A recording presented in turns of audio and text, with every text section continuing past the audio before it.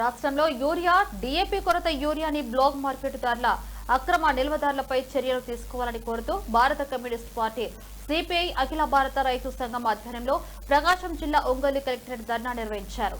CPI జిల్లా కార్యదర్శి ML Narayana, అఖిల భారత రైతు సంఘం జిల్లా అధ్యక్షులు హనుమారెడ్డి, కార్యదర్శి వీరారెడ్డి అధ్యక్షతన జరిగిన ఈ ధర్నాలో జిల్లా వ్యాప్తంగా రైతులు పాల్గొన్నారు. ఈ సందర్భంగా వారు మాట్లాడుతూ రాష్ట్రంలో 36 మెట్రిక్ టన్నుల ఎరువులు అవసరమైతే ప్రభుత్వం తరపున 30 మెట్రిక్ టన్నులు ఎరువులు మాత్రమే కావాలని ఇండిపెండెంట్ గా పెట్టడం దారుణమని అన్నారు. ఇంకా ఈ కార్యక్రమంలో కరవది సుబ్బారావు, నాగేశ్వరరావు, హనుమంతరావు, మురళి తదితరులు పాల్గొన్నారు.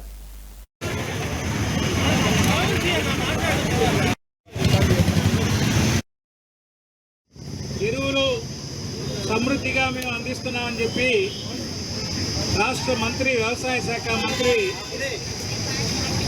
అచ్చెన్నాయుడు గారు ప్రకటించారు. ఆయన ప్రకటనలోనే ఓటు ఎంత ఉన్నదో మనకు అర్థమవుతున్నది. ఈ రాష్ట్ర వ్యాప్తంగా 36 లక్షల మెట్రిక్ టన్నులు యూరియా కావాలని చెప్పి ఒకవైపున వ్యవసాయ శాఖ అంచనా వేస్తే రాష్ట్ర ప్రభుత్వం మాకు 30 లక్షల టన్నులు మాత్రమే సరిపోతుందని చెప్పి ఇండియన్ రాష్ట్ర ప్రభుత్వం పంపించింది. కానీ చివరికి అది 24 లక్షల టన్నులు మాత్రమే అందిస్తున్నామని మరొక పక్క మంత్రివర్యులు చెప్తా ఉన్నారు.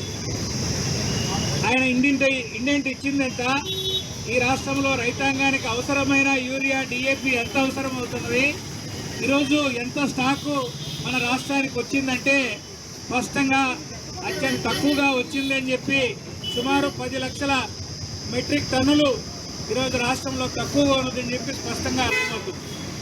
మరొక వైపున బ్లాక్ మార్కెట్ దారులు ఈ యూరియాని అక్రమంగా బ్లాక్ మార్కెట్ చేసి అక్రమ కొరతను సృష్టించి ఎక్కువ రేట్లకు అమ్ముతా ఉన్నారు. యూరియాని ఈరోజు 250 నుంచి 300 వరకు యూరియా రేట్ను పెంచి అమ్ముతా ఉన్నారు. డిఏపిని కూడా 200కు పైన పెంచి ఈరోజు రేట్లు అమ్ముతా ఉన్నారు. ఈ మొత్తం అక్రమ మార్కెట్ దందాని రాష్ట్ర ప్రభుత్వానికి తెలియదా? రాష్ట్ర ప్రభుత్వానికి తెలియకుండానే వచ్చిన ఈ ఎరువులన్నీ అక్రమంగా